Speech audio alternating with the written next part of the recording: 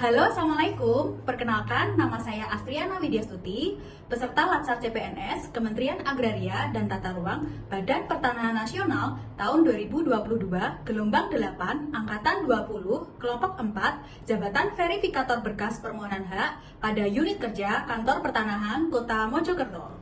Pada hari ini, tanggal 30 September 2022, saya mendapatkan tambahan materi dari Bapak Dr. Andes Arwin Baso, Magister Manajemen, Widya Iswara pada Kementerian Agraria dan Tata Ruang, Badan Pertanahan Nasional secara pembelajaran mandiri mengenai analisis isu kontemporer.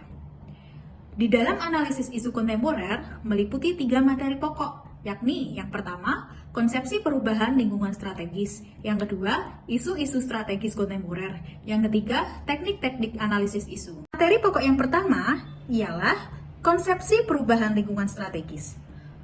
Konsepsi perubahan lingkungan strategis meliputi konsep perubahan, yang kedua, perubahan lingkungan strategis, yang ketiga, modal insani dalam menghadapi perubahan linstra.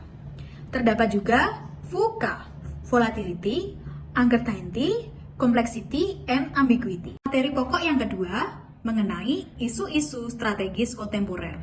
Isu-isu strategis kontemporer meliputi analisis lingkungan strategis, yang kedua, isu-isu kritikal. Dari isu-isu yang teridentifikasi, mana yang kritikal, mana yang tidak. Yang ketiga, teknik-teknik analisis isu. Untuk materi pokok yang ketiga adalah teknik-teknik analisis isu. Pada materi ini, banyak belajar mengenai praktek.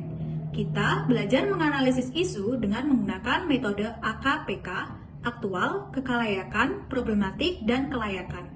Yang kedua, USG, urgency, seriousness, and growth. Yang ketiga, Fishbone. Yang keempat, teori tapisan. Dan yang terakhir, SWOT, strength, weakness, opportunities, and threat. Terdapat indikator hasil belajar. Yang pertama, menjelaskan konsepsi perubahan lingkungan strategis. Yang kedua, mengidentifikasi isu-isu strategis kontemporer. Yang ketiga, menerapkan teknik-teknik analisis isu dengan menggunakan kemampuan berpikir kritis. Hasil pembelajarannya, para peserta diharapkan mampu memahami konsepsi perubahan dan perubahan lingkungan strategis meliputi isu-isu strategis kontemporer sebagai wawasan strategis PNS.